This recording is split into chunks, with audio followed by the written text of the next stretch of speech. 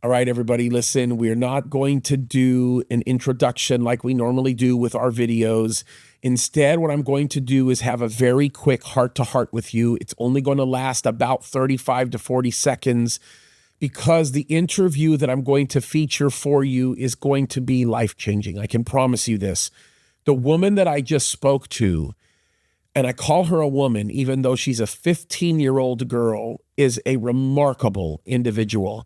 She is the survivor of the attacks on October the 7th. She was in a kibbutz that was roughly 4 kilometers away from Gaza. And the amount of suffering that she went through with her family and with her community and with her friends and with her relatives is staggering. You are going to see some remarkable moments in this interview. You're going to see some things that I think are going to absolutely change your life. But the one thing that I feel the urgent need to do is this. I have a real need inside of me to ask you to do 2 things. Number 1, please be careful who you play this video around because it is very sensitive as it relates to the younger audience. There are going to be some things that she discusses that will create some mental pictures that will be very difficult for the average person to listen to and to hear. It's graphic. It's very difficult to hear, but it's important that it is heard. The other thing that I want to ask you to do is to give this to as many people as you possibly can. This video is important. Also, in the notes of this video, we are going to give you some links on how you can support these people that are gathering together for the purpose of making people aware of what happened on that day and gathering the support necessary to bring all of these hostages back. The next hour and a half is going to be life-changing. It's going to be extraordinary. I want to encourage you to take a listen. Hearing this woman talk is going to be nothing short of completely eye-opening. So I really, really, really, truly, truly want you to take some time and ask God to speak to you as you hear what's being said and focus on the things that are really important. Because I can tell you this right now, what happened on that day was nothing short of absolutely satanic. And what this girl says is remarkable. So pay attention. I think your life is going to be changed. And I hope and I pray that this will give you a lot of information and perspective on what the people in Israel are going through and what's actually taking place. All right, folks, I just have to tell you this right now. I have one of the great honors of my life. You guys know this. I've been able to interview lots of very important people. I have interviewed heads of state. I've been able to sit down with the foreign minister of Israel. I've been able to talk to a lot of really important people, but I'm just going to say this right now, right off the bat, okay? Perhaps one of the most important human beings that I will ever talk to and you will probably ever hear from is this amazing and beautiful young woman. You are going to be blown away when you hear from her, and I'm going to tell you this right now, it's going to change your life. I want to make this recommendation. Take this video and give it to as many people as you can. Share it because it's going to impact your life in a tremendous, tremendous, tremendous way. And I got to tell you, I'm still a little emotional because I saw a video of her grandmother, who is Egyptian, who was making an appeal to some of these terrorists in Arabic, and it just melted my heart. And I wish my mom and my dad were alive where I could show somebody like this, show them somebody like this. It would just blow their minds. Without further ado, I want to introduce you to this amazing young woman. And when I say young, you are very young. You are very young. So can you tell us a little bit about yourself? Tell us your name. Tell us how old you are. Tell us a little bit about your life, where you were born. Tell us a little bit about that, and we'll get into some more stuff. Okay, so my name is Ela Shani Kuzin. I'm 15 years old from Kibbutz Be'eri in Israel. I was born in Israel, in Kibbutz Be'eri, and raised in Kibbutz Be'eri. And everything was perfect for me until October 7th, when my life has probably changed forever. Yeah, that's amazing. Now, where is the kibbutz in relationship to Gaza? Is it closer to the north part of Gaza or the south part? I know the answer, but I want everybody to know. I want to show them a map, and I want them to be able to see this, and we'll actually show them where this is. I must say I'm really bad at geography. Okay. But I know that we're 4 kilometers from the Gaza Strip. I don't know how much miles that is. Yep. 4 kilometers. Yeah, so very, very close, by the way, remarkably close. And we'll actually show you on the map where it is, everybody. It will blow your mind when you understand the proximity of actually where her kibbutz is. So, okay, so tell us a little bit about your life before October the 7th. What was typical? Tell us, a little bit about yourself, your family. Give us a little bit of a description of all that. Okay, so most of my family used to live in the kibbutz. In the kibbutz, I lived with my mother and my little brother. My dad also lived in the kibbutz. So did my uncle, his 4 kids, and his ex-wife, as well as my grandparents. So most of my family was in the kibbutz. I used to play tennis. I had a lot of friends in the kibbutz. I used to be a part of. I used to participate in something called Bar Ilan, where I was supposed to finish my, in the end of school in Israel, there's Baguriyot, if you know what that is. So I was supposed to finish 5-degree Baguriyot next year, and then start a degree before I get recruited to the IDF. So I was really good at maths and tennis, and everything was great. So this is interesting. So at what age would you be going into the IDF? This is a part of Israeli life that a lot of people in the United States of America don't understand or don't know. At what age do you go into the IDF? Basically 18 or 19. Okay. And then you talked about preparing yourself for going into the IDF. Can you tell us a little bit about that? Well, I don't know much about it yet because I'm not getting recruited yet. My cousin is now recruited, and well, I have a dream to do something meaningful for my country. Yeah. So I hope that when I serve, I'll be able to do as much as I can to help protect it. Is there anything that you have in mind that you would like to do as maybe a member of the IDF or something? Okay, tell us. I had a really big dream that now I don't know if it'll actually happen. I wanted to be a fighter pilot. Wow. But I know it's really hard and takes a lot of effort, so I'm still willing to try, but if not, then I guess I'll just... No, you have to try. And I'll tell you what, I'm certain that you'll be able to do it. As a matter of fact, it's interesting. I actually met a young man whose, matter of fact, his grandfather was Egyptian, and he was a pilot in the IDF. And when I met him in 2005. Actually, I have a picture with him. And he's actually flying fighter jets. At the time, I think he was flying F-15s. Wow. and actually engaged with another Syrian fighter jet. I think by the time he was 22 or something like that. It's interesting. So yeah, all the pilots are young over there. So that would be great. That would be good. And when you become a famous fighter pilot, then I can have the video of me interviewing you. So that'll be good. That's good. That's good. So there's a lot of preparation. I'm certain that goes into that. Obviously, some classes and schools and that kind of thing that you have to prepare for in order for that to happen. Correct? Yeah. Okay. What was your favorite thing to do, especially, let's just forget about October 7th for a second. Yeah. Before October 7th, what was your favorite thing to do? Well, I really loved playing tennis. Like I said, we had 2 tennis courts in the kibbutz, so I used to go a lot. I liked really hanging out with friends. We had a really beautiful fields outside the kibbutz. Yep. So we used to just go take our bikes and start riding around the kibbutz, just having picnics and everything. So... let's get a little bit closer to what happened on October 7th. Before we go there, did you have any bad experiences or difficult experiences with Palestinians prior to October the 7th? Was there any difficult things you ran into, or was it always pretty smooth?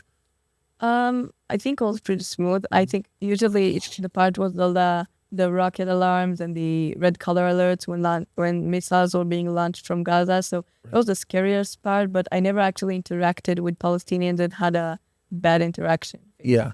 Yeah. And were there a lot of Palestinians living near your area or around your area outside of Gaza? I'm not talking about in Gaza. I'm just talking about outside of Gaza. I don't know, because in a kibbutz, you kind of live in a bubble. But we had many Gazans working in the kibbutz.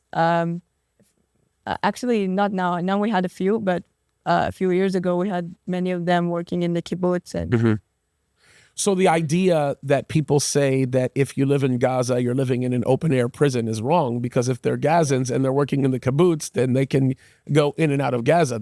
Is that how I understand it? Yeah, I also remember one time when me and my mom were on our way out of the kibbutz and we saw a guy like waving for a ride. So we pulled over, he got into the car, we started a conversation. Oh, what are you doing? Where are you from? Oh, from Gaza, I work here. Oh, cool. Like that, like casual. So it's just normal. It's normal. I don't know if I know, I don't think I told you this, but my mother was a missionary in Gaza for a while. As a matter of fact, when she was born and raised in Egypt, and a lot of her time early on in the mission field was in Gaza. And all of the stories I remember, I was raised hearing lots of stories about that area. It's changed a lot since that time. I mean, obviously, since really it's changed a lot since 2005, I would say, is when things really changed. The whole area actually changed. Okay, so it sounds like you've had a great family life, a really good life in Israel. Things have been really, really wonderful. Can you tell us about October 7th? What happened? Tell us, like right from the very beginning, what happened in the morning? Tell us the whole story and take your time, because I know that this can be a tough topic to discuss, very hard, because, I mean, obviously you've been through a lot and you've seen a lot. Can we talk about that? Sure. So to me, October 7th started like it did to everyone else when we woke up at 6:30 a.m. to the sounds of explosions and rocket alarms. So we got up and ran to the safe room. I was there with my mom, my brother, and a friend of him who slept over. And we just stayed there in the safe room basically for a few hours. And then, not a few hours actually, even before that, we heard the terrorists already banging on our front door. And we got messages saying there's a suspicion to a terrorist invasion. And we just stayed in the safe room, locked the doors, and stayed there in the dark. Okay, can we back up for just a second? Because there's a few things I really want to know. First of all, you went into the safe room. So initially, this was a normal thing for you to go into a safe room? Yeah. Okay. Why a safe room? Why would you go into a safe room? Let's assume that nobody has ever heard what a typical life is in Israel for somebody like you. Tell me what that means. Most people in Israel, not everyone, but most people in Israel have one room in their house made of concrete. So in case there's a red color alert or rocket alert, so that's where we go when missiles are being launched from Gaza or from Lebanon or from anywhere. And then you get into the safe room. It's basically just made of concrete. So okay. So you're 15 years old. How many times would you say in your lifetime you've gone into a safe room, if you had to guess? I've lost track when I was 2 years old. I don't know. We've been there so much every year, so many times. Would you say 1,000 times in as my whole life? Yeah, I think more. More, maybe 2,000 times. Maybe even more, actually. Okay, maybe even more. Because so I want everybody to just swallow this for a second. I need everybody to understand this.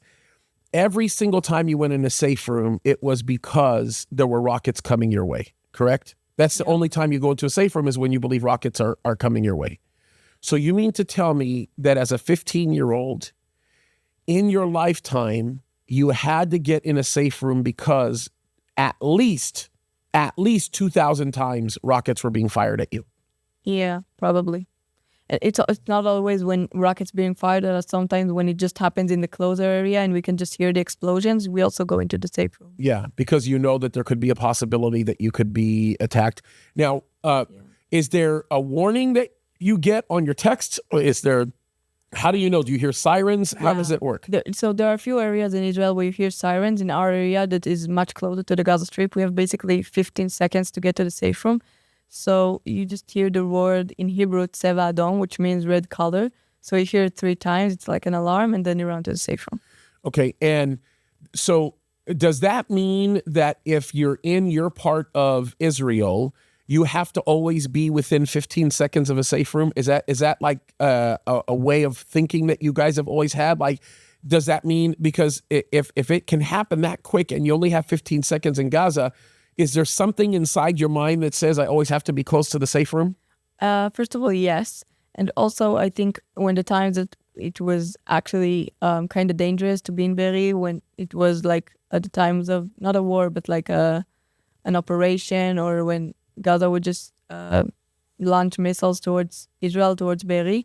So if we just wanted to like go outside and play in the trampoline, we have to like stop and count 15 seconds, just check if that's enough for us to get into the house and into the safe room. And if it wasn't, we would just not go there when things were heated. So, wow, that's amazing.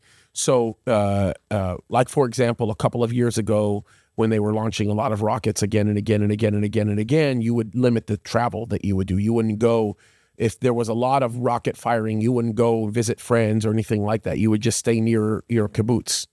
yeah. Okay. And one time, even a friend of mine came over and we just stayed in the safe room together. And then she wanted to go home, so I escorted her. Mm-hmm. Like I went with her to her house because she was scared to walk alone. It was 12 a.m. And then we said goodbye. She went to her house, and as soon as I started making my way towards my house, there was a red color alert, so I had to like... You had to run back. Basically, I was supposed to lay down and put my hands on my head, but I was so stressed, so I started sprinting to my house. But yeah, it would happen. How long did it take to sprint from your house in that specific? Definitely more than 15 seconds. Yeah, yeah. Ooh. Wow. And so the distance between your house and your friend's house on that day would have been what? Maybe... I would say like about 200 meters, but it's not a straight line. Yeah. Wow. That's amazing. That's amazing. So obviously within the area of your kibbutz, but still, if it's, I can't even imagine what it would feel like at midnight, seeing rockets going over your head or even hearing the warning and not being able to run. Okay. I just want to make sure that this, because I need people to understand this. This is not a surprise to me, but I think it's going to be a surprise to a lot of people that hear. As a 15-year-old, at least 2,000 times in your life, you've had to run to a shelter. You've had to go into a safe place because of rockets that were fired. Is that correct? I think so. I mean, I didn't do really the math in my head, but I think over 1,000 definitely. It's a guess. Yeah, it's a guess. Okay. But also it wasn't just the rockets, because sometimes they would send, how do you say afifon? Like air balloons. Yeah. Air balloons. They would like connect balloons, a kite or balloons. They would. Yeah, so they would connect explosive to them and then send it to Israel. And we had so many times when the area around the kibbutz would be like set on fire from that. And sometimes it was such a scary sight. We were not allowed to actually have balloons in the kibbutz. We weren't allowed to, even if it's for your birthday, you weren't allowed to, because if you accidentally like let go of it and if it flies around, kids would get so scared and like call the IDF and ask them to come because there's a balloon coming from Gaza. So as kids, we were not allowed to walk around with balloons in the kibbutz. Yeah, and for our audience that don't understand this, because this might shock some of you folks. When we talk about these balloons that they're talking about, they fill these balloons with things like hydrogen. They fill these balloons with very flammable gases, so that what ends up happening, the whole idea is to target children. What ends up happening are the kids get excited about the balloon in the air. The idea is that they would get it. And then sometimes it's as simple as when the balloon pops and is exposed to the air, it creates a reaction that causes fire and can injure or kill somebody. It's amazing, for those of you that might not know this, how much in fear people are, where they can't even have balloons in their own town. They can't have a birthday party where they have balloons because of the potential danger of that. Okay, so let's not even think 2,000. I think you're probably right with your estimate of 2,000. I know that in your lifetime, which is 15 years, Israel has had way more than 250,000 rockets fired at it, especially in the area around Gaza. That's not even a given. So that would make a lot of sense. Okay, so October the 7th was kind of even felt normal when you had to go into the shelter. I mean, at first, yes, but the sound of the explosions that day and the booms we heard, it was much louder than usual. And I thought it was like something was different, but we didn't assume it was to that level. Yeah. Okay, so tell us what happened. So you go into the shelter, you begin to hear these explosions. They sound a little bit different. Tell us what happened. So like I said, we locked the doors and we stayed in the safe room. And then around 9:30 a.m., my uncle texted us and said that the terrorists, we already knew there were terrorists in the kibbutz. So he said and let me stop you. How did you know that there were terrorists in the kibbutz? We got a message saying there's a suspicion, and then someone banged on our front door. So we assumed like it's not someone from the kibbutz. And you can hear someone banging on your front door from your safe house. Yeah. From the safe room. Okay. And then this is around 9:30. You said around 9:30, you said? 9:30. So how long have you been in the safe room at this point? About 3 hours. Okay, about 3 hours. So the first couple of hours, you knew something was different because you could hear explosions or whatever, but you weren't concerned about terrorists being there. Is that my I understanding? mean, I kind of knew they were there, but we were usually, every time it happened, it was just a few. Yeah. Like 3 terrorists, 4 terrorists, and we told ourselves, like, okay, they're not going to knock on the door, we're going to act like we're not here, they're going to leave, and they're going to be, like, taken down. Okay, wait. I want to I want to back up here because I want people to hear this. So this isn't the first time that terrorists were in your kibbutz. That's right. How often would terrorists be in the kibbutz when rockets would be fired? Not at all, not very often at all. I think there were maybe 2 times when I was alive, not including October 7th. Yeah. Like 2 other times when terrorists tried to break the fence or around the kibbutz or break in, but it was usually, like I said, just 2 or 3 of them. So it was never like a big deal. And what happens is when they would come in the past, you would call the IDF or the police. They would come and they would eliminate or remove, detain these people, usually. arrest them. Okay. Yeah. Okay. Okay. So your uncle texts you. He says, "Hey, we have a problem. Could be." Let's carry on with the story. So he said the terrorists came. They got into his house, and he was holding the safe room's door. He was holding the handle very firmly, so they couldn't open the door. And he said he just set the house on fire, and smoke is starting to get into the safe room. He was alone in his house. So he just told us that he tied a pillowcase around his face and put a blanket under the door. It was an attempt to prevent the smoke from coming in. Wow. So in essence, they tried to force him out by fire, right? But because of what he did in terms of filtering out the smoke that was going on, he managed to avoid being pulled out. Yeah, so he didn't get out, even though he thought about doing that, but he didn't. He stayed there and tried to do as much as he can to stay conscious. Yeah. And did he stay conscious? Yes. Okay. Luckily. And he was he with anybody when he was in there? He was just alone. He was alone. But he knew that if he went outside that it would be a problem. Yeah. Okay. And they weren't able to get into his safe room because of the way it was fortified. Is that What's fortified? meaning the way it was barricaded? They couldn't break in. They couldn't. No, because he was also holding the handle like in an angle that prevented them from opening it. I see. Okay, so you get a notice from your uncle, and then what happens next? And then we have a WhatsApp group chat of 100 kids from the kibbutz between the ages of 13 to 17. And then kids just started saying things like, they broke a wall in my house, they're shouting in Arabic, they're shooting everywhere, someone come, just basically asking for help. Mm-hmm. So that started at around 10:30 a.m. And for hours on hours, kids just started begging for their lives, saying they're here. And at some point, people got injured. So kids said things like, my mom is shot, someone tell me how to stop the bleeding. Or someone says, like, my dad is dead, so someone, like, get me out of here. Or there was one unbelievably brave young girl who's just 1 year younger than me that said, I'm in the safe room with the bodies of my mother and my older brother, and my dad is unconscious. The house is on fire. Get me out of here. Things like that. Wow. Okay, can we back up for just 1 second? You have a WhatsApp group of 100 kids in your kibbutz that are talking. Why a group chat that big? Is this a normal thing? Yeah, because we used to talk there about things like, when's the bus leaving? Oh, I'm going to be late. Just ask the driver to wait. Or like, when's the food coming? Yeah. Someone go pick it up. Like these usual things. That's amazing. So, I mean, here in the United States of America, we don't see community like that. It's pretty amazing. Kibbutz is a very special place because it used to be 1,200 people. Now it's 1,100. Mm-hmm. And you just know each and every one to the deepest details about it. Right. So it's very, very special. It's difficult to explain because it doesn't exist anywhere else. Yeah. And so prior to October the 7th, you were always this close. Everybody's always been this close in the kibbutz, correct? Oh, yeah. Yeah. Not everyone's friends with everyone, but everyone's really close. Yeah. So here's a question. Can you tell us a little bit about a kibbutz? Many people don't even know. Some people don't even know the word kibbutz. Can you tell everybody what that is? So a kibbutz is kind of a village, only the community is more tight. Mm-hmm. So basically, like I said earlier, a kibbutz is like a bubble. We used to live around in a fenced area. And we used to live there, 1,200 people.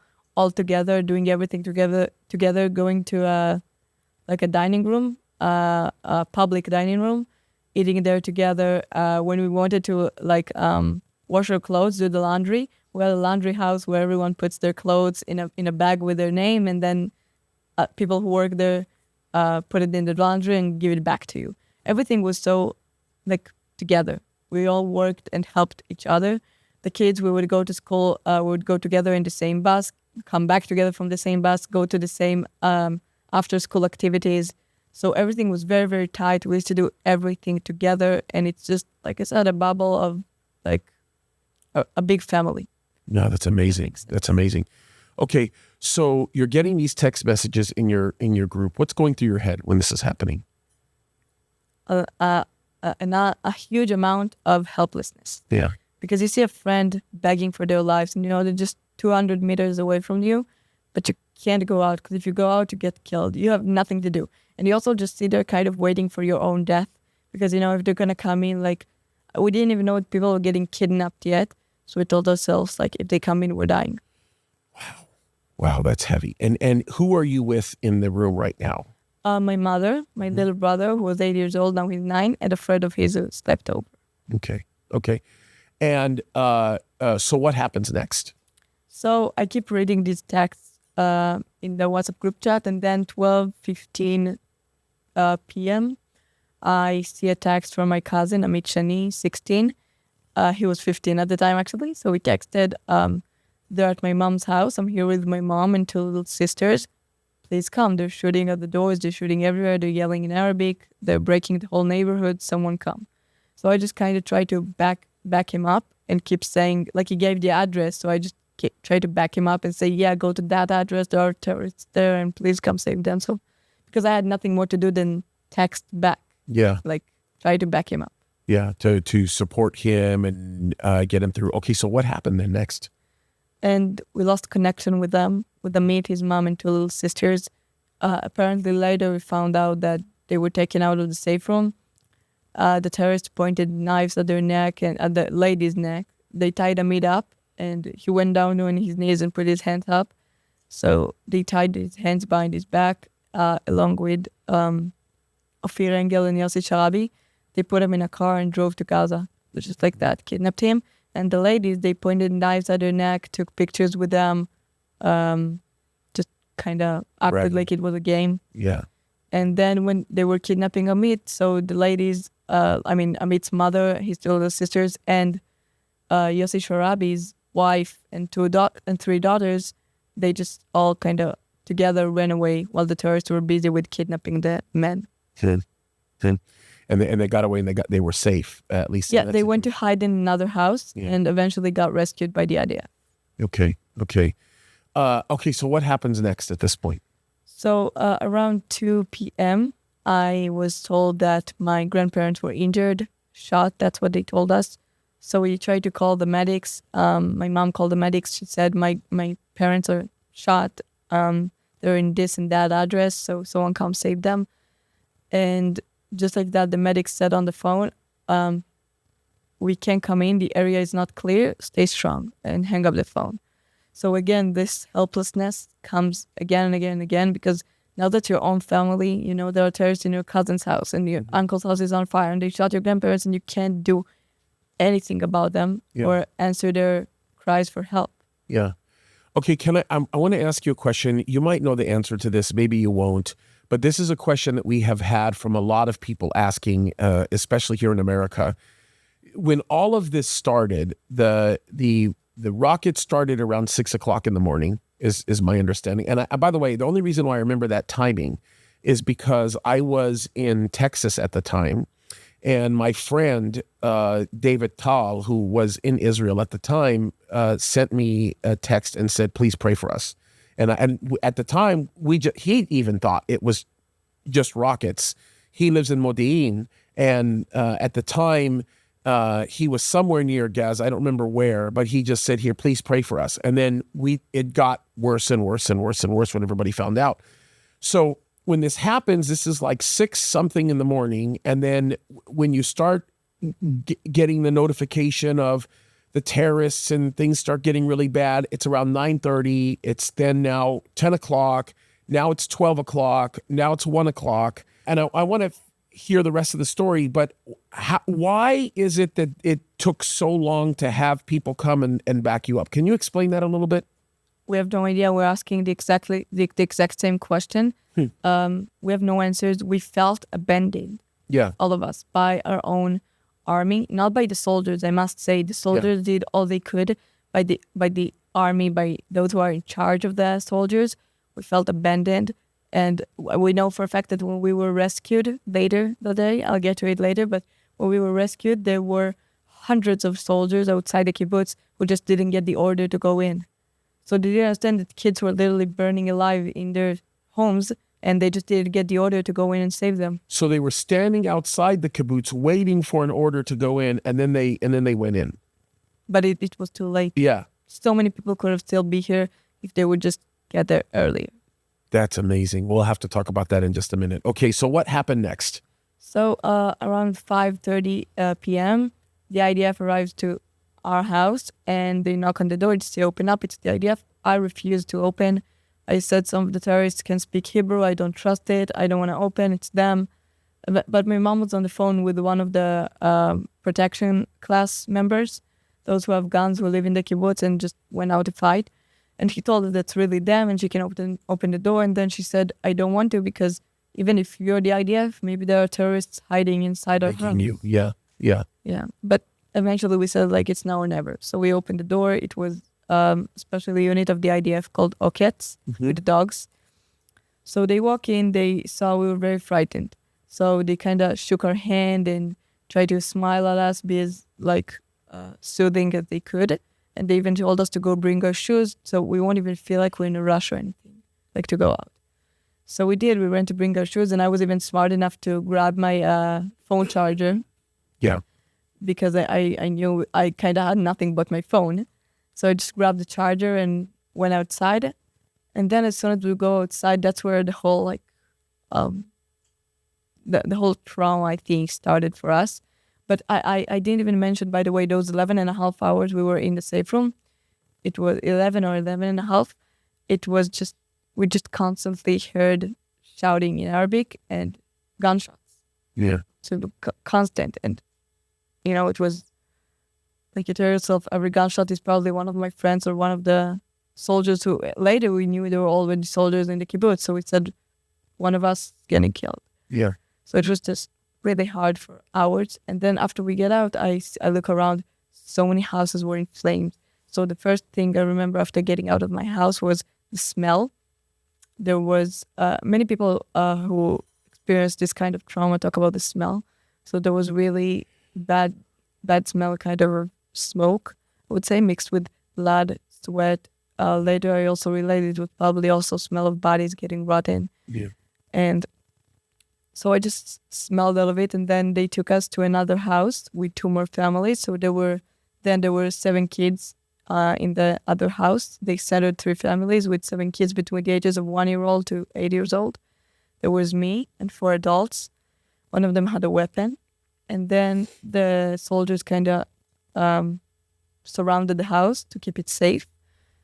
And then I think about half an hour later, they told us, okay, let's get out. We got to get out of the kibbutz. But they prepared us. They said there are people who were injured or bodies in the living room. So we get out of the safe room and we make our way towards the exit of the house. As we walk through the living room, we look at the floor. It was covered with blood. And there were organs scattered in the living room. It took me like a few moments to realize Understand what's going on. Yeah. What I'm even looking at. And there were 2 bodies of IDF soldiers in the edge of the room. I think it was soldiers, maybe civilians. I didn't pay much attention, but they were definitely Israelis because the IDF soldiers attempted to still save them. There were like a few medics around them. Yeah. Apparently they didn't survive. And then And were these people that were trying to defend your house? Is that these 2 people that were in your living room that were deceased? Were they people trying to defend the house, or were they just? Is that who you think they were, or who were they? I just know that they were Israelis. Yeah. But I think one of them was a soldier. I don't know about the other one. Yeah. Okay. So my first instinct seeing all of this was to cover my little brother's eyes since he's 8, and I told myself he's not supposed to see it. So I just placed my hand on his eyes and we started walking out, and then the terrorist shot at the house from the outside. So we had to run back in again and then outside again. And then surrounded by the unit, we started running out of the kibbutz. So as we ran away, we look around, like almost everything was on fire, exploded cars by the side of the roads. I noticed we're walking on a trail of blood, puddles of blood by the side of the sidewalk, bodies of soldiers, of terrorists, of civilians. And just one thing I remember from seeing these bodies was the difference between bodies of Israelis and bodies of Palestinians, because you could see the pure hatred and violence that was like inflicted, I guess, on the Israelis. Yeah. Bodies, I mean, mutilated. You see bodies were burned, bodies with their limbs lopsided, body parts cut off. It's difficult to kind of remember it. I'm kind of saying it in a very I just say it without actually thinking about what I'm saying, because it's hard to remember. And so it was just the difference between the Israelis and Palestinians, which I remember really well. And then we get out of the kibbutz, we start running to the bus, where many other members of the kibbutz were also rescued. So they were all just standing there waiting to leave the area. So we joined them, we hugged some of them, we're lucky to be alive. And at first I was actually embarrassed to be sitting in my pajama. I think you're a courageous woman. Can I just tell you that right now? You're an amazing lady. The moment you walk out and see something that the average person would go completely crazy seeing, would lose their mind, your first instinct is to cover the eyes of your little brother. That's incredible. I'm so proud of you. I just have to tell you that. I think that's amazing. That's amazing. I don't think I got to tell you this, but I received an invitation from the state of Israel to go see those videos, the classified videos of many of the events that happened in the kibbutzes. And we watched them. Many of them were taken from Hamas and some of these other animals. Which is why I'm also, by the way, so surprised that people can still deny it when these after they see proud of their own crimes. Yeah, that's right. And what is striking to me with that was I'm sitting in the room with people that are 3 times, 4 times your age, that had to close their eyes. They could not emotionally deal with what they were seeing on camera. And you walk outside after experiencing this, 12 hours of gunshots and explosions and Allahu Akbar and all the other nonsense that they're doing, and your instinct is to cover the eyes of your brother. You're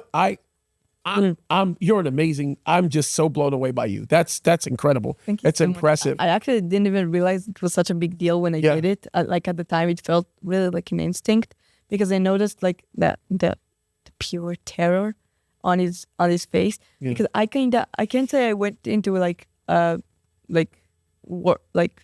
fighting mode, not like that. But I kind of told myself, right, now we gotta focus on staying alive, because I didn't even think I was gonna stay alive. Yeah. It's hard to say because I was 14, but I kind of accepted death. I told myself, okay, I'm going to get shot. I don't know where from or when, but it's going to happen. Prepare yourself. I did not see an option where I come out of there not even injured and be able to actually run away. So I was kind of like, okay, let's just try to stay alive. And you don't really think at the time. You see these things, it's just after that, I actually forgot what I saw. Yeah. Many of the things I forgot. And then I hear someone talking about it, and suddenly you get a flashback, and then you remember it. Yeah. Because it thinks you don't want to remember. Yeah.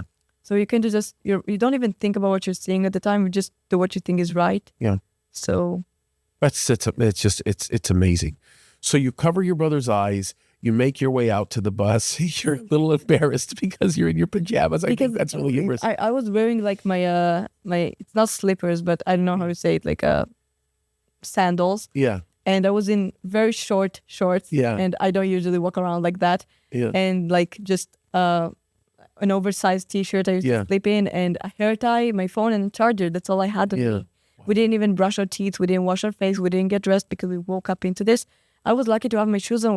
We had little kids with us who didn't even wear anything. They were literally just holding a blanket around them, not wearing anything. I'm talking about like 5-year-old kids holding a blanket around them and running barefoot because that's all they had on them. Wow, that's amazing. Okay, so you get in the bus, and then what happens? We didn't get in the bus yet. We just stood under it. Oh, okay. And I also remember that's something I really don't talk about because it's really sad to remember. But a few soldiers ran past us with some injured soldiers, like on stretchers. And after they got him, a helicopter landed just a few meters away from us. They got the injured people into the helicopter. And then one of the soldiers, the IDF soldiers, just broke down crying in front of us. Yeah. He started crying and like clutching his face and like saying things like, oh God, like in Hebrew, but oh God, what's going on? Like after just seeing his friends dying. And one other soldier just came to him, grabbed him, kind of gave him like a tight hug, like a really quick hug. And then he like patted the back of his neck and said, man up, we got to keep fighting. Yeah, come on, like we got to go. Yeah. Just grabbed him and they kept going. So we were so proud of our soldiers, seeing them like this in those moments. And then I actually didn't cry till then. I also didn't remember that because I was so like like when I was in the safe room, I was really scared and like stressed out about everything. So I don't remember many of the things that happened there. But my mom told me that around 2 p.m.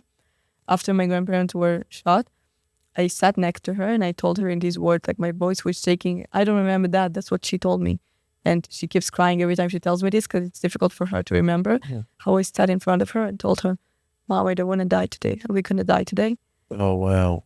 So it broke her down to see her. And she tells me, no, we're going to get out of here. And after we got out, she actually told me, I didn't think we were going to get out. Like I told you, we're going to get out. It's going to be okay. I didn't think we're going to survive. Yeah. I just tried to calm you down. And my brother also asked things like, are we going to stay here forever? Are we going to get out of here? Like things like an innocent boy would ask. So I didn't cry until we got to the bus. And then a friend of my brother, an 8-year-old boy, ran to us. And he looked like a mess, really. He was like barefoot. His glasses were gone. His hair was messy. He had blood all over his face. And he comes to my brother, whose name is Eyal, and he tells him in Hebrew, Eyal, you won't believe it. I saw they murdered my dad and my little sister. I saw it. I don't know if mom is dead or alive. And apparently, he didn't even cry. He was just like his eyes were wide open. Because he's in shock, yeah. He's in shock. Is it raining? No. What you're hearing is the air conditioning unit above. No, that's, Okay. Yeah. So I was about to say. By the way, can I just interrupt for 1 second? Because I know this will be helpful for people to understand. Yeah. Because I'm a pastor and I do a lot of counseling with people who've gone through trauma. And I want you guys to notice something. Is it raining? Did you notice the reaction that she had when she heard the air conditioner go on? How aware she is of the sounds around her. That's exactly what going through what she went through will do. And I want people to understand this. This is not just something that happened one day and then it's over and then it's gone. This is going to be something that's going to stick with her for a very, very, very, very, very long time. And I want you guys to understand that. Immediately, she's very alert. She's very on guard. Any little sound, and I hope you don't mind me pointing that out, but I do want people to understand just how affected you've been by all of this.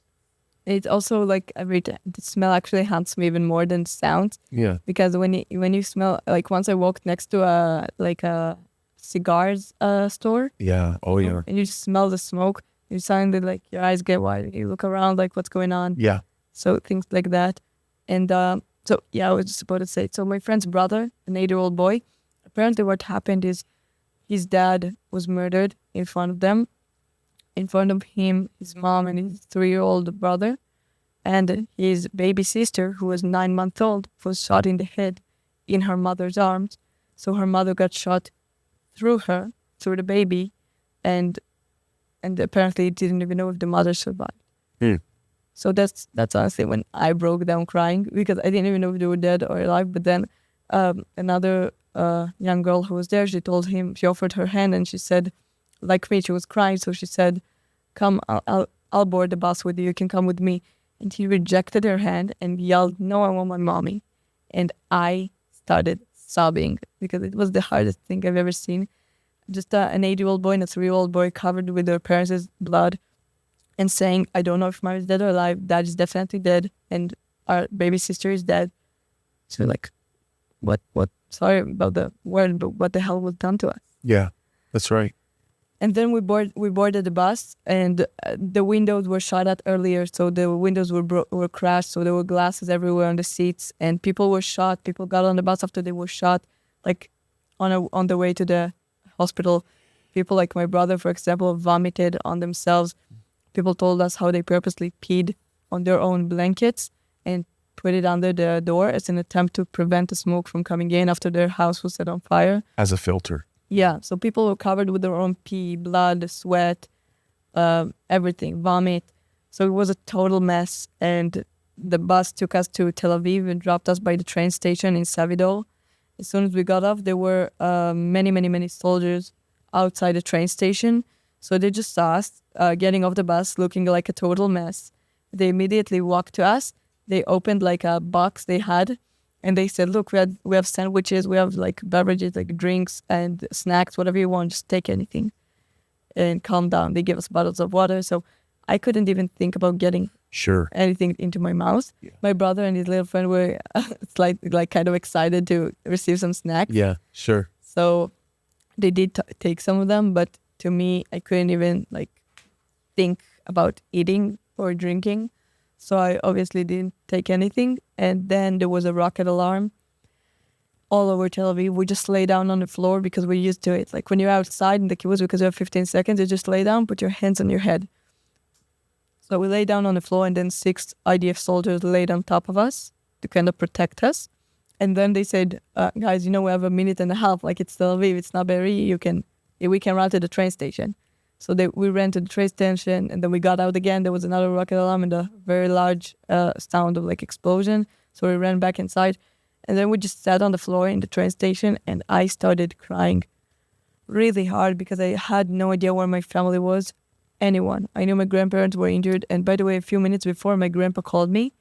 He was still in Be'eri, and he tells me, your grandma is on the verge of passing out, like she's severely injured.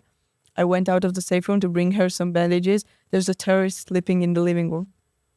So I was shocked. I said, what? I told him to go into the safe room, and I started texting wherever I could, like, go save my grandparents, please. They're injured, and they're living terrorists in their house, so please get there. And with all that stress, I thought for a few hours, you feel like you lost everything. Yeah. Not everything, obviously, because my mom and brother were with me, but you feel like my uncle's house is on fire, no one's getting there. My cousin, his two older sisters, my 3 cousins and their mother stopped answering. My grandparents are shot, they're not answering. My dad is not answering since the morning. So you just kind of tell yourself, what do I have now? Yeah. And then 2 soldiers saw me crying, so they took me to the bathroom, waited outside because it was the ladies' bathroom. They waited for me to wash my face and like kind of calm down. And then they really interrogated me if I have a place to stay for the night, which made me feel so much better. How they were so caring and like understanding of the situation. Sure. Hugging us and saying like, are you okay? Are you scared? What's going on? So it helped me very much. And then we went to my aunt's house, my aunt and her boyfriend. We went to their house and took a shower, obviously, and started kind of realizing what happened. It was already like, I think, 10 or 11 p.m. when my uncle called. He said, house is burned down, but I was rescued. I'm on my way to the hospital because I inhaled a lot of smoke. Say, okay, at least he's alive. And then he tells us my ex-wife and the girls are on their way to the Dead Sea. They were also rescued. Amit is kidnapped. He just kind of said that. And we had no idea what it meant. We didn't know anything. And he was kidnapped at 15 years old. Yes. He's 15. He turned 16 exactly 2 weeks after he was kidnapped. So that's what he tells us, and just dropped the bomb on us like this. And then my grandpa calls us and he says, we're also rescued. There are 3 bodies of terrorists in the house, but we're on our way to the hospital. Now I can tell you something crazy. My grandma got shot she had 2 bullets in her liver and one that scratched her elbow and back. And She was bleeding for 9 hours with no medical attention. And then the IDF soldiers came to rescue her, to pick her up and on a stretcher. And she insisted to walk to the ambulance. Wow, what an amazing lady. And this is the same one that I heard speaking Arabic, That's this her. Egyptian woman. She had two bullets in her and one that like hurt her. And she insisted to walk to the ambulance and didn't let the soldiers even carry her. She walked to the ambulance. She was taken to the hospital and they told her, we got to operate, like get her to surgery. We got to open her up and get the bullets out. And she said like that, no, what do you mean surgery? Can't you just remove it with laser or something? What an amazing lady. And she's 80. What an amazing lady. I was shocked. I was never so amazed by my grandma. Yeah. I didn't know she had this. She was so powerful, but I was so. Well, that's where you get it from, right? Yeah, definitely. That's great. That's awesome. Didn't you move it with laser or something? No, she's Oh, an extraordinary incredible woman. Yeah, and She then, speaks perfect Arabic too, by the way. She really does. I know it's been a long time since she's been in Egypt, but she speaks perfect Arabic.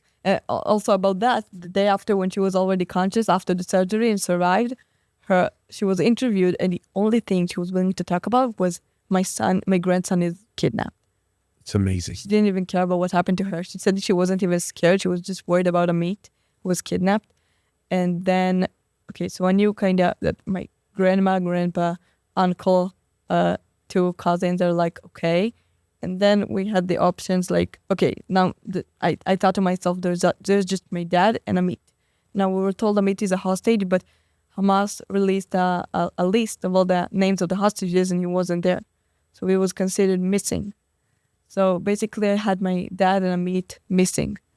And then on October the 11th, in the morning it was, I think around 11 a.m., my mom got a phone call from my cousin and she said that she was called to identify my dad's body.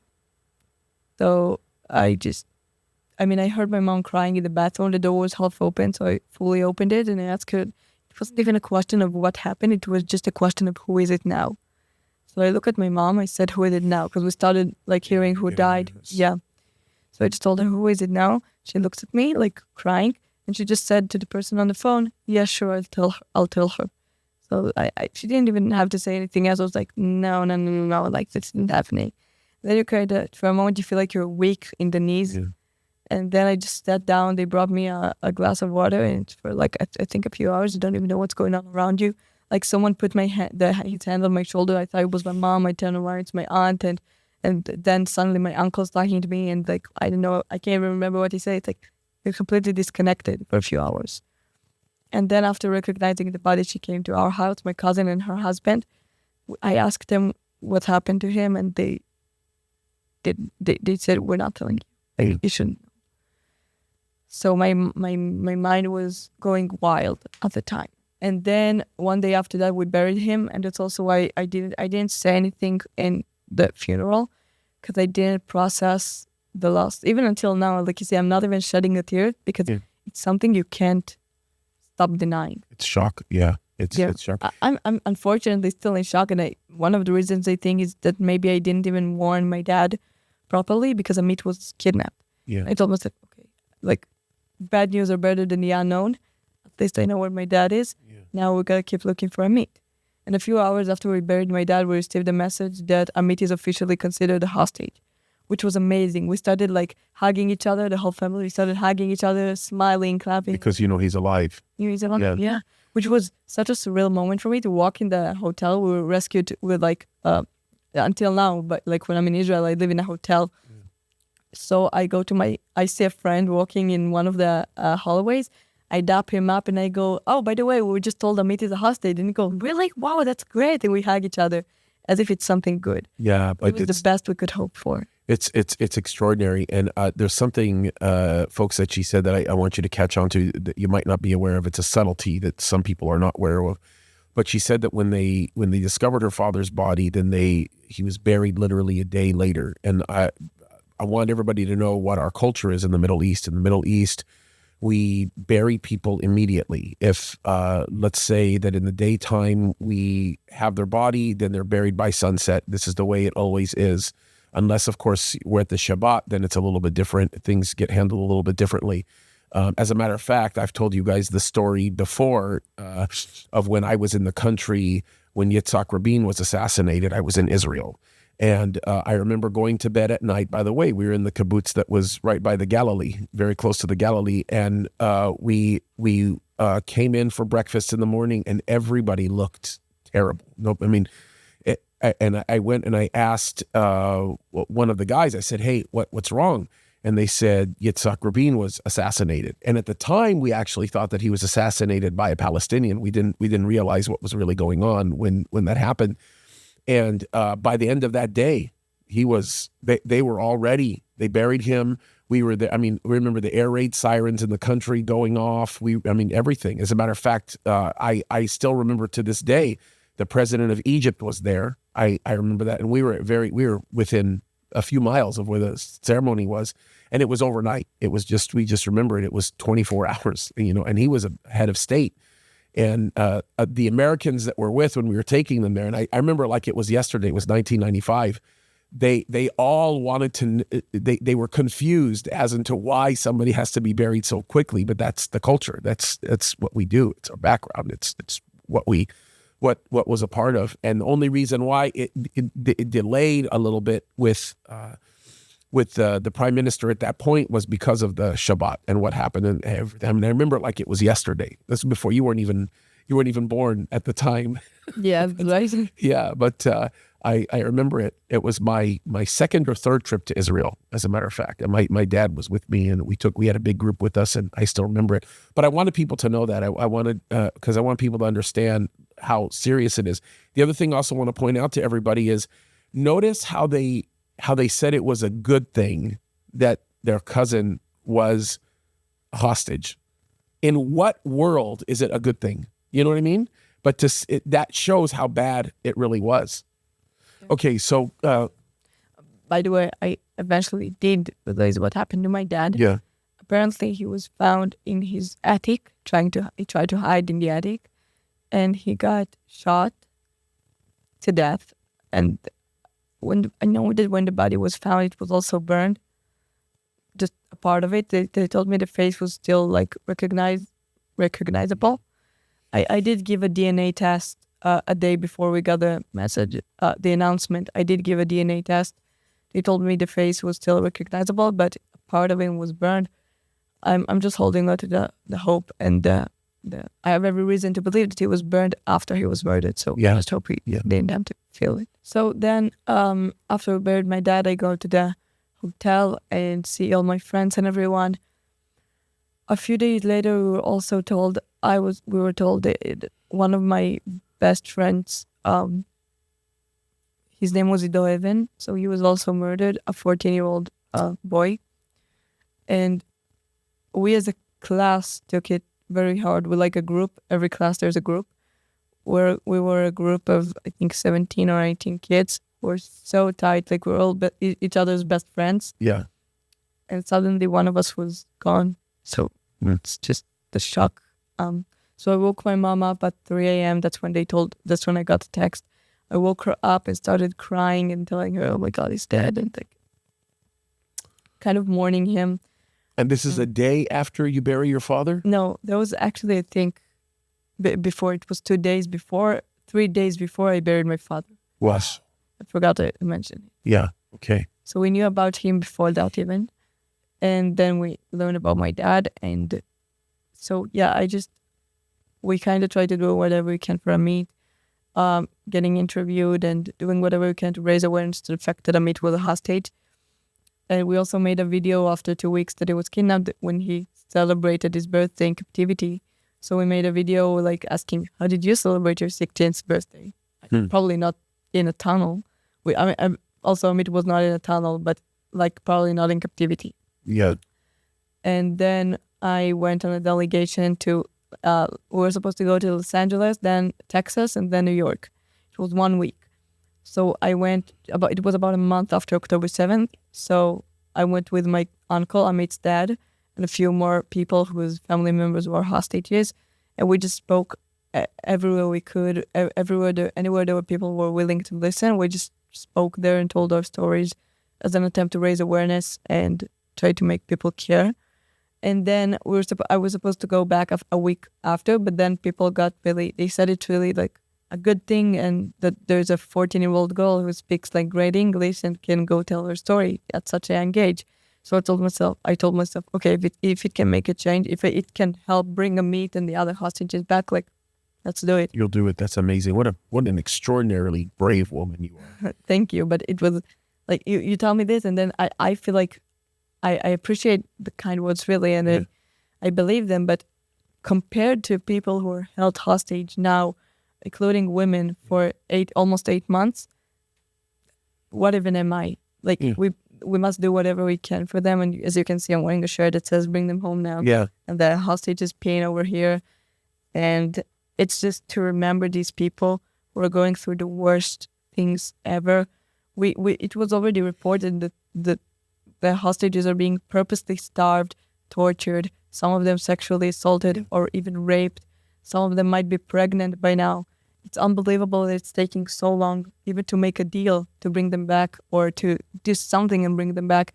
And I cannot understand all these people who support Palestine are justifying the kidnapping of innocent civilians. Yeah.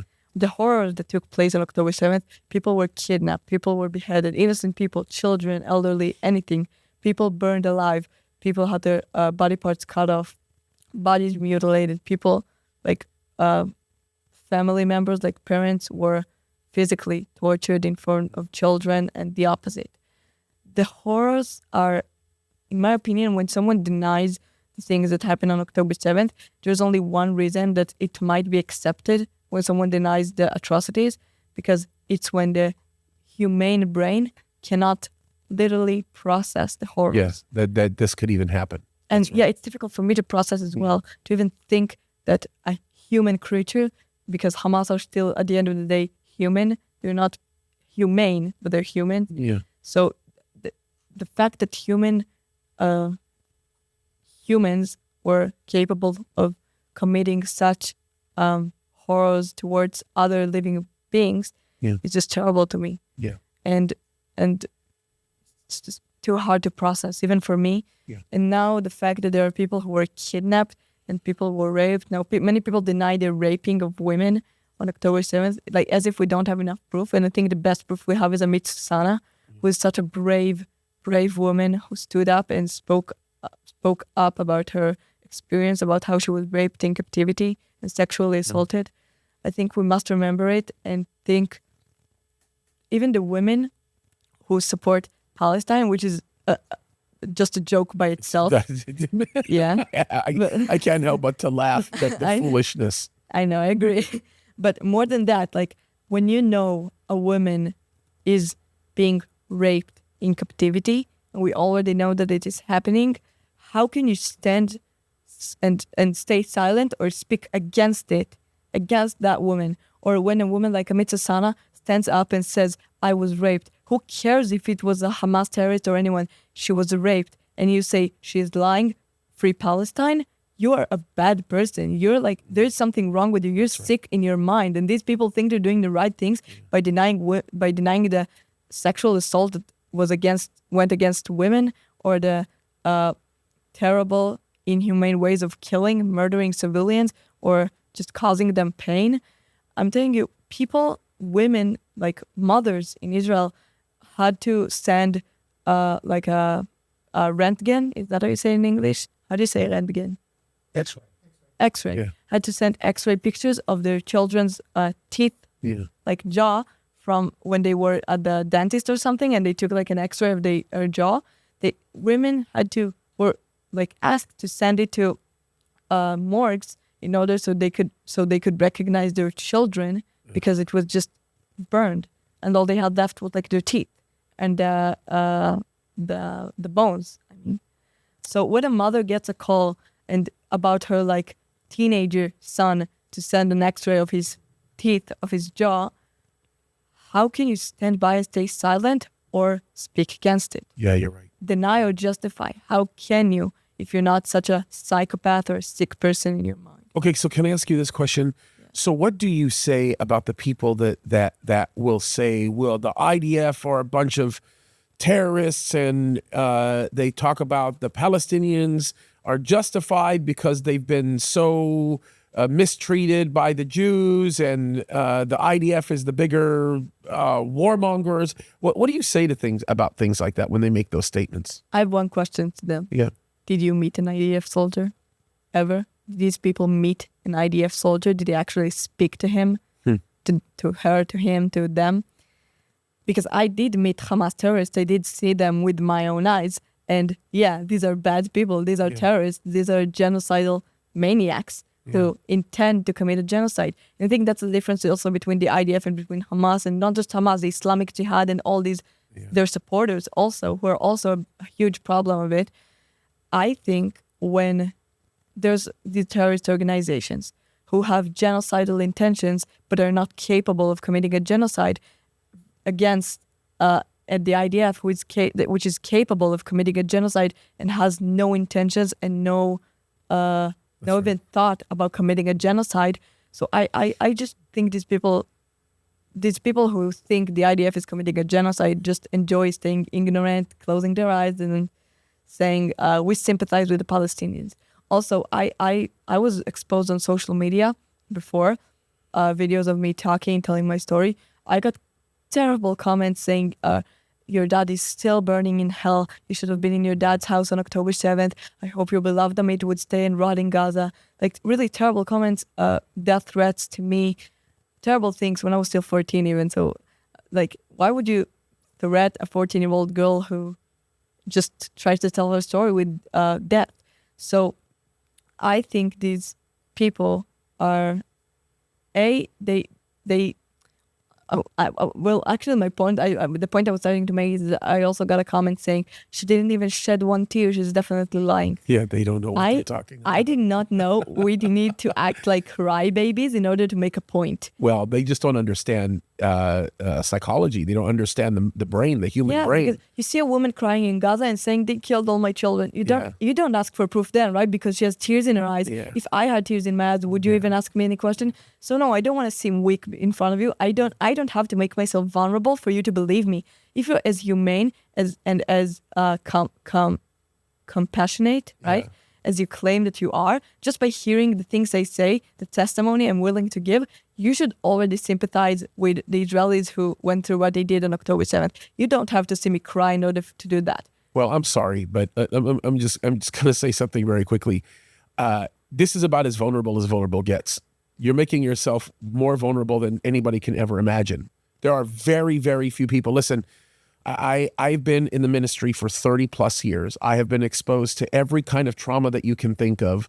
People in the military, I deal with all kinds of things involving violent, everything that you can possibly imagine. And I can tell you this right now, it is very rare when you see people who have gone through the type of things that you have gone through express the emotion that you would expect them to express. There's a certain point where the trauma levels are so high that your inability to cry is a protective mechanism that's been created neurologically by God to protect you. If you actually did the things that people would expect you to do, it would actually potentially destroy you. I mean, it's the way our bodies work. And so you're not, that's to me, and forgive me for laughing, these people are insane. They've completely lost their minds.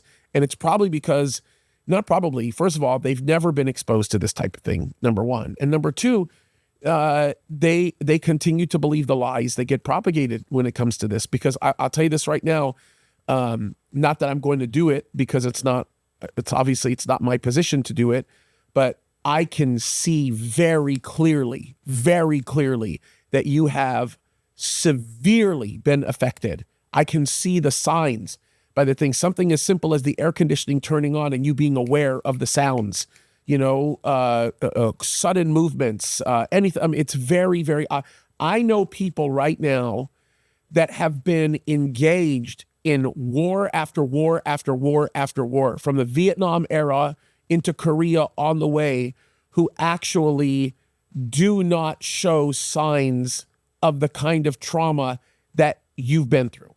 And people don't, just because they can't see it doesn't mean it's not there. Yeah, that's true. And They I don't have the also- experience to know. I do cry.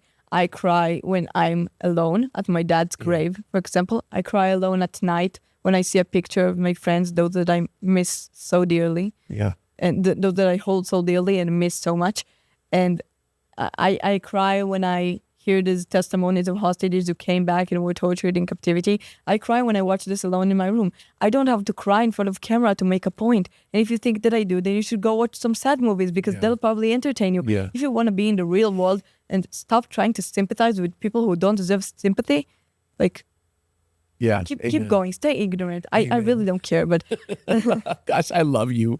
I'm telling you, I love you so much. Thank you. I think you're extraordinary, and I just love the fighting spirit in you. Yeah. It's hard for me not to cry. Like, I'm getting emotional right now. I like literally, I got tears building up in me because I'm just so touched by you. Like, I think you're an amazing woman. I think you're an extraordinary woman. I have to, and I don't even know if I have it up here. If I do, then I'm, I'm going to show you the English version of this. This is something that's in the Quran, but I'll still read it in Arabic. In Arabic, the way we would say this in Arabic is, وَمَكَرُوا وَمَكَرَ اللَّهُ وَاللَّهُ خَيْرَ الْمَكَرِينَ. In Arabic, it basically means, the translation of this, and this is, by the way, the Quran that says this. This is Islam, okay? The Quran says that the Jews were deceivers. It's the accusation that they make. So listen to this. It says, so Allah deceived because Allah is the chief of liars. That's what it says. In their Quran, it says that. So when they're saying things like Allahu Akbar, when you hear them in the morning saying, you'll hear, this is all over, by the way, your own country. You wake up in the morning and you hear Salatu Khairun min an-Nawm, Allahu Akbar, Muhammad Rasulullah, and you hear all these things that are going on. They are calling out to a God that is committed to lying.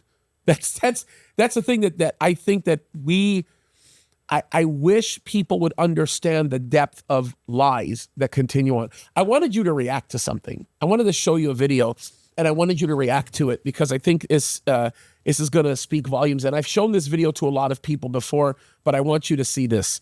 The video that I'm about to play for you right now is a young black woman. She is, in my opinion, the perfect picture of what we're seeing right now on college campuses. All around. Notice, by the way, she's black. By the way, she identifies herself as transgender. Okay. So just so that everybody knows, if she's walking around in Tel Aviv, everybody's going to look at her, okay, whatever. it's not even if she's walking around in Gaza. She's not gonna walk around in Gaza. Yeah, that's the point. If she walks in Gaza, they're going to hang her by the kafiyah that she's wearing. I just want everybody to understand that, because by the way, and everybody in our audience knows this. It's the ultimate irony when a woman is wearing a kafiyah, because this is not the culture in Islam. The kafiyah is very, for lack of a better term, it is uniquely worn by men in the Arab culture, right? But not just, it's not even the Arab culture, it's the Palestinian culture, and it's very tribal. Women are not allowed to wear these. Okay, I just want everybody, in the Middle East, women do not wear these in some of the tribes. They, of course, they're gonna. There's all kinds of other clothing that they'll wear that indicate their associations, hijabs and different things like that, but not here. So already it's interesting what she's doing. But I want you to see. I want you to listen to what she has to say, and then I'll play it in virtually its entirety, and I'll then have you just respond. Yes, everyone, the rumors are true. I am anti-Israel. I am pro-Palestine. And I am 100% 10 toes down anti-Israel. I believe Israel has no right to exist. I believe the United States has no right to exist. I believe every settler colony who has committed genocide against native peoples, against indigenous people, has no right to exist. I believe in a free Palestine, from the river to the sea. I believe one day Palestine will be free. Can I just take it up? Yeah, of course. First of all, I heard her say she doesn't believe in the existence of Israel. She's blah, blah, blah, anti-Israel. First of all, I think I'm so lucky that I did not ask her. I do not care what she thinks. I'm going to keep existing if she likes it or not. And in fact, actually, if I was now in Gaza, I don't know if I'm kidnapped or as an IDF soldier, and if she would be in Gaza with me, let's just take a guess which one of us wouldn't exist first. Oh, yeah. Okay? Yeah, 100%. So, I mean, good for her. I hope she had fun making this video. I see her smiling. That's great. She didn't change a thing, and no one really cares. And definitely not me.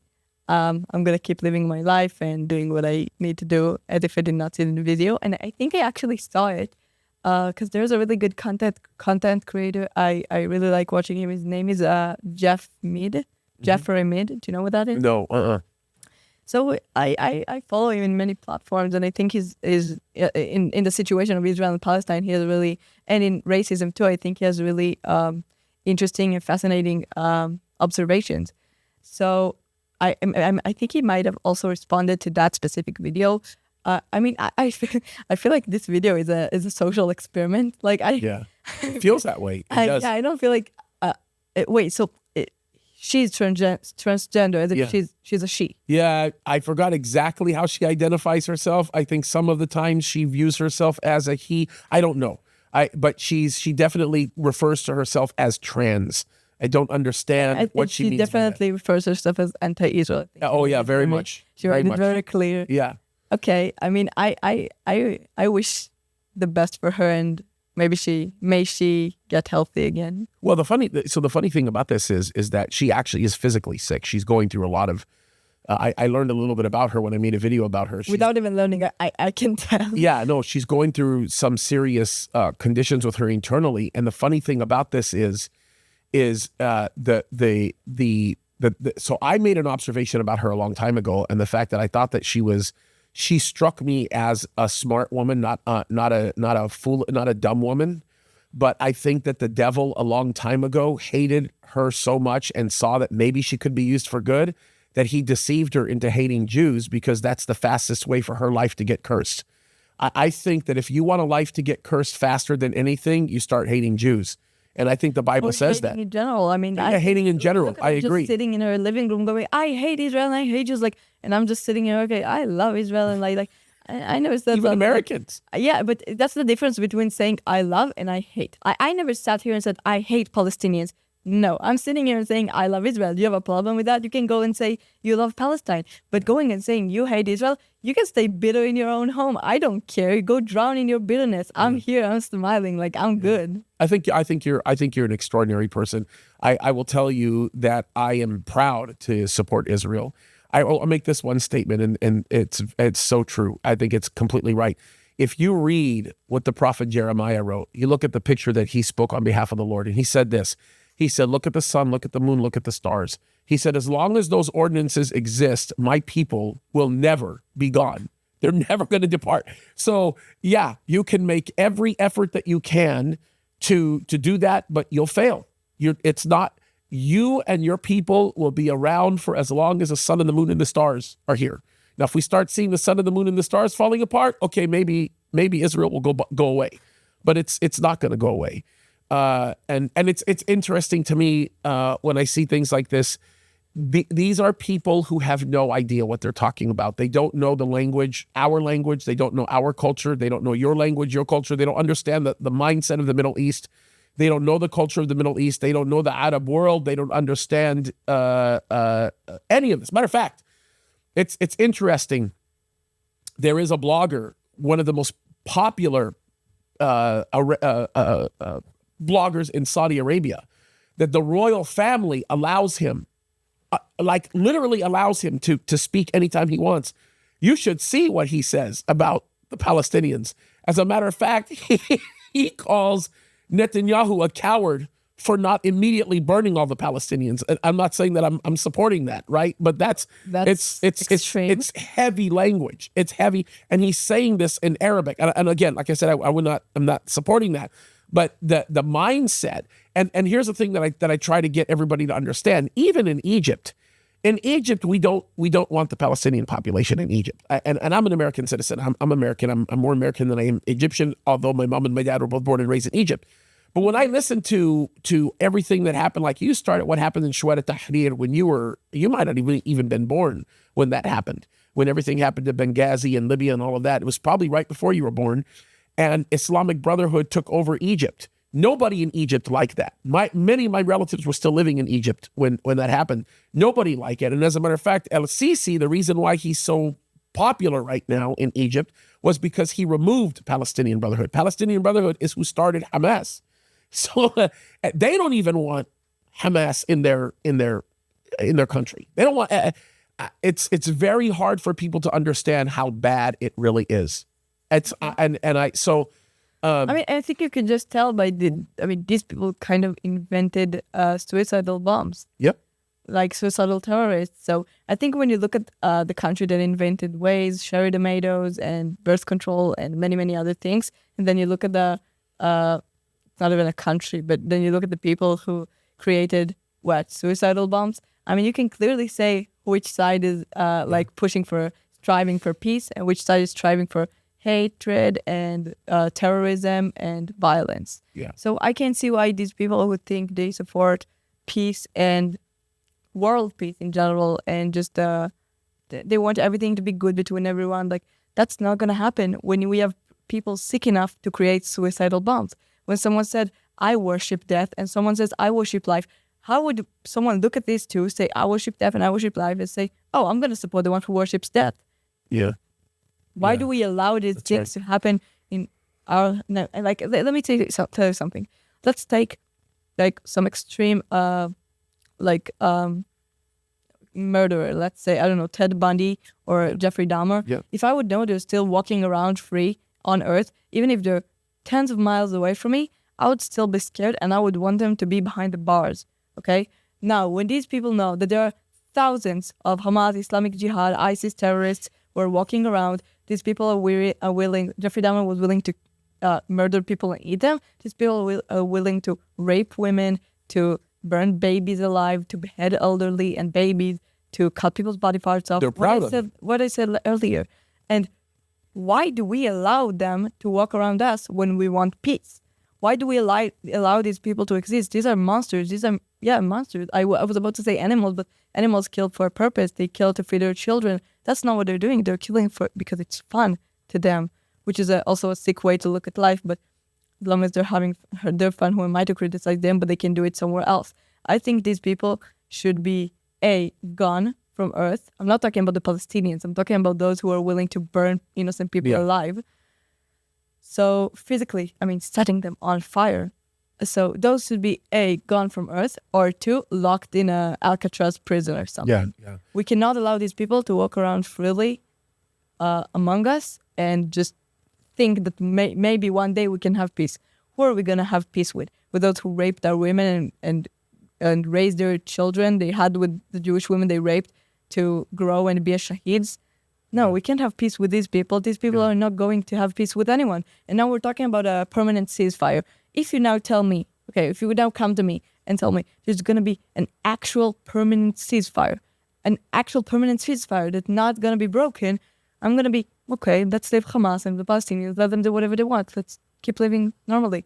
But I know it's not going to happen, because if we decide there's going to be a ceasefire, they're going to break it like they did on October 7th, like they did many times before. When you want a permanent ceasefire, you need to ask the Palestinians to agree to it, not Israel. Now Israel not agreeing to a permanent ceasefire, because there's not going to be a permanent ceasefire as long as they exist. No. But if you're now asking Israel for a ceasefire and Israel's going to agree, it's only a matter of time until we're going to have to ask for a ceasefire again, because Hamas and the Islamic Jihad and those ISIS supporters will start it again. So I don't know of any 15-year-olds, not a single one in the United States of America that's so well-versed in geopolitics of your region. I don't know of any 15-year-olds that I could sit down and talk to, maybe other than my own nephews and nieces, that could tell me about the geopolitics in this region here. It's amazing the grasp you have on all of that. And I understand the suffering you've gone through forces you to understand it a little bit, but I think it's impressive that the grasp that you have on all of this. Thank you. It's remarkable. And you're right. You're 100% right. I think of what Golda said, many, many years before you were even born, and I think it's that if Israel laid down their weapons, there's going to be peace. If the Palestinians... Say it. No, if the Palestinians lay down their weapons... No, wait. If the Palestinians lay down their weapons, there's going to be peace. If Israel lay down their weapons, there will be no Israel. Yeah. Yeah. It's extraordinary to me that you know all of this. I think it's just extraordinary. I've done my research. I love it. I love it. I think it's absolutely amazing. I also think a great point that needs to be made is the fact that the Palestinians received hundreds of millions of dollars from Qatar. There was transferred from Israel. They received the money, and what did they do with it? There's no one safe room like we have in Israel. Yeah. Even in the Dead Sea, you know what? In the Dead Sea, there are no rockets getting to the Dead Sea. In my hotel, there are 17 floors, and each floor has a safe room made of concrete. And when Iran attacked, there was I think probably the first rocket allowed ever in the Dead Sea, and we had to run to the safe room. But if Israel made safe rooms in each floor, even in places where rockets don't get to, couldn't the Palestinians build one with the hundreds of millions of dollars they received for years?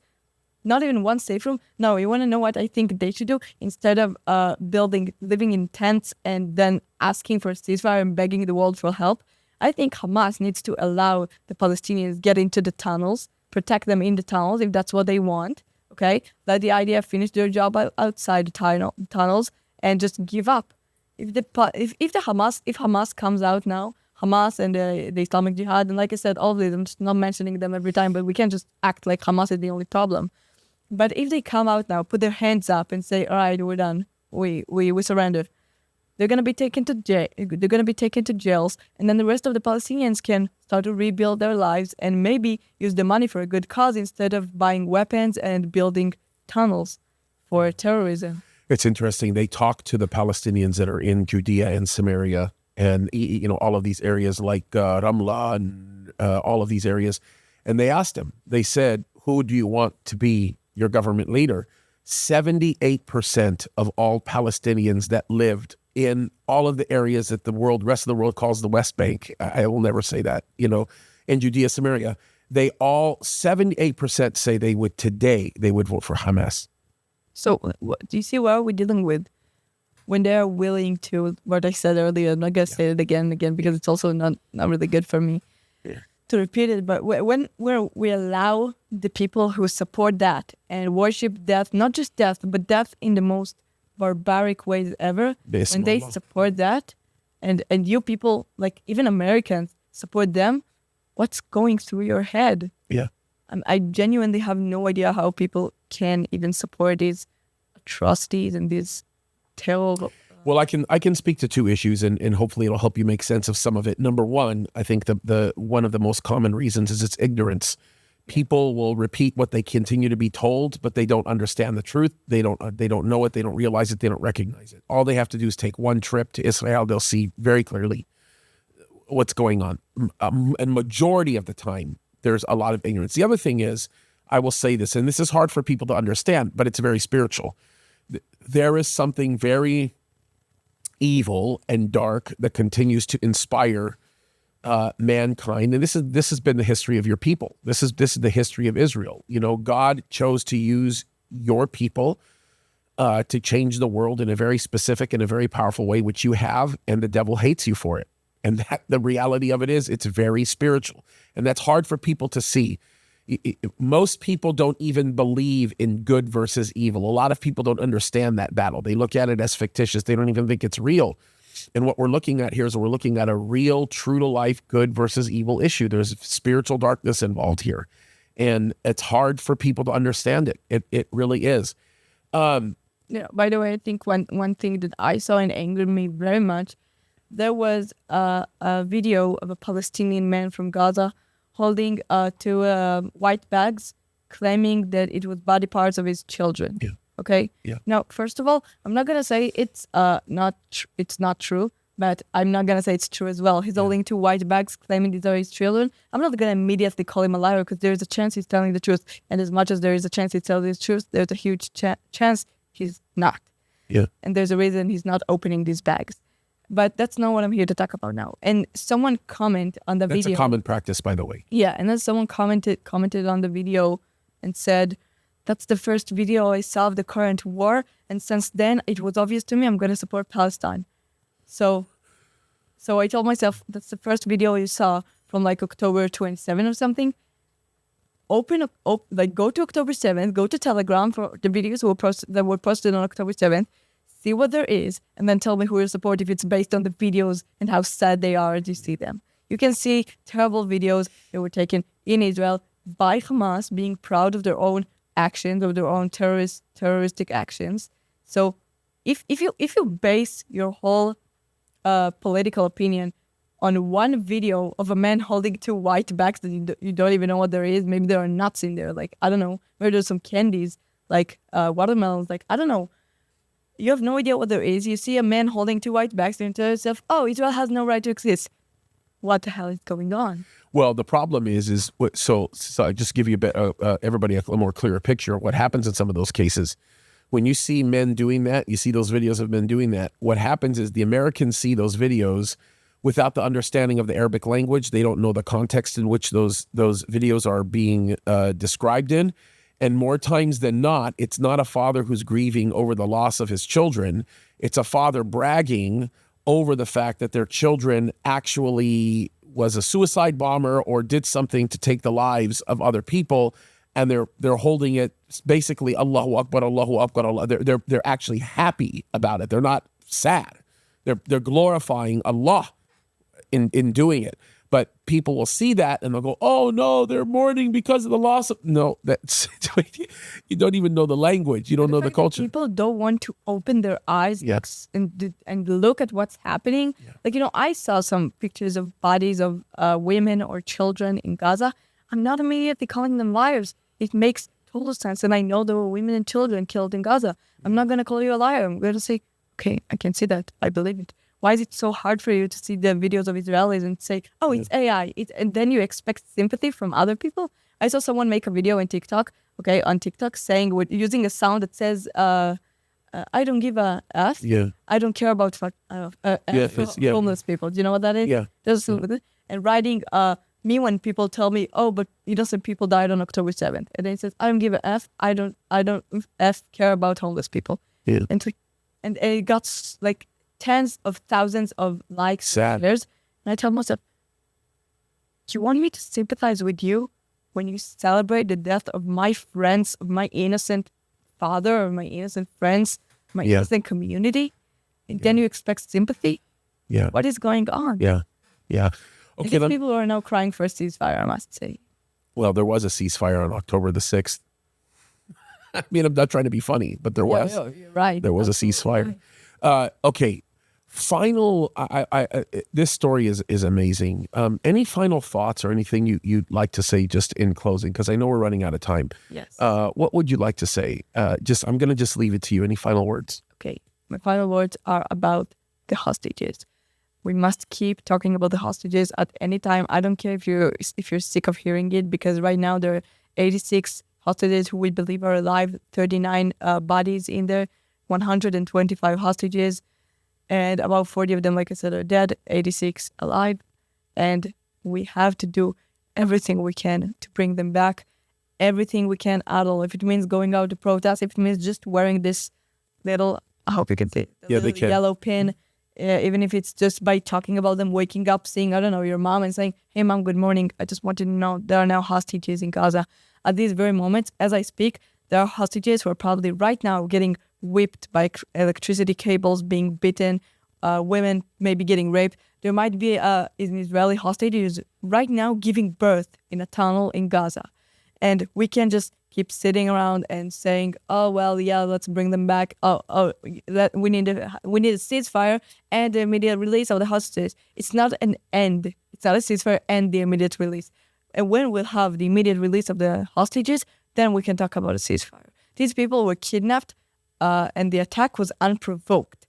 People just walked into their homes, grabbed them, and dragged them into a tunnel to make their lives a living hell. Yeah. And now you're standing there and saying, oh, well, maybe they did that, but we need a ceasefire first. No, we don't. These people were kidnapped for no reason. These are innocent people who are now going through unimaginable things for almost 8 months. And their parents are going through the same torture every day. My cousin was a hostage for 54 days. Every day I woke up feeling like there's a little rock on my chest, with the pain of having a rock on my chest. And it disappeared completely the day Amit came back. These people, these innocent hostages' families, are still going through it for almost 8 months. I don't know how much longer they can still hold on. And the least we can do for them is speak up about them and do whatever we can to bring the hostages back as soon as we can. Yeah. So that's the most important thing. Well, I just have to tell you, thank you. What a great conversation. It's a Thank blessing. you. And folks, I'm telling you, I want you to take this video and I want you to show it to as many people as you can, because I hope that this will help you to bring some awareness to what's going on. By the way, some of these hostages are Americans. I mean, and it's not just all Israelis. I mean, there's also other people that are there. We have to not only pray for them, but we have to continue to put pressure upon our leaders here in the United States of America to be supportive of Israel's position. I will just say this. I want everybody to understand this. If there was not so much political pressure upon the current administration that they were giving to Netanyahu's administration, this would have been done a long time ago. This would have been, we would not be here, months and months and months and months and months later. This would be over. This would be completely over. Khan Yunis would have been done faster. Rafah would have been done faster. None of this would even be an issue. As a matter of fact, if everybody's so concerned about Palestinian lives, a lot less Palestinian lives would be lost if there was less dragging on with this. So write letters to your congressman, get active, and please, whatever you do, pray for all of these hostages. Pray for all of these hostages. They need to come home, and they need to come home now, and there should not be any conditions, not a single condition, not a single one. So thank you. And I want to tell you from the bottom of our heart, as believers, as Christians in this country, we love you, and we love the Jewish people. We owe a debt of gratitude to you and your parents and grandparents and great-grandparents and great-great-great-grandparents. I would not have the Bible that I have if it wasn't for you. We wouldn't have air conditioning that we're experiencing if it wasn't for you, if it wasn't for you or your people. We wouldn't have the cell phones that we talk on. We wouldn't have the fruit that we eat, the irrigation techniques that we use in the United States of America. We wouldn't have if it wasn't for Jews. We wouldn't have the computers that we're literally using right now to make these videos. So we're grateful, and we love you, and we are praying, and we will continue to pray for you and ask for God's blessing to keep you safe and watch over you and protect you, and especially you. The message that you have is I'm so amazed by the strength that you have, and I'm really blessed. It's great, and as a father of 2 daughters and a little son, I will tell you that wow, it brings a lot of joy to my heart to see a young woman like you. So keep fighting the good fight. You too. Thank you very God much. bless you.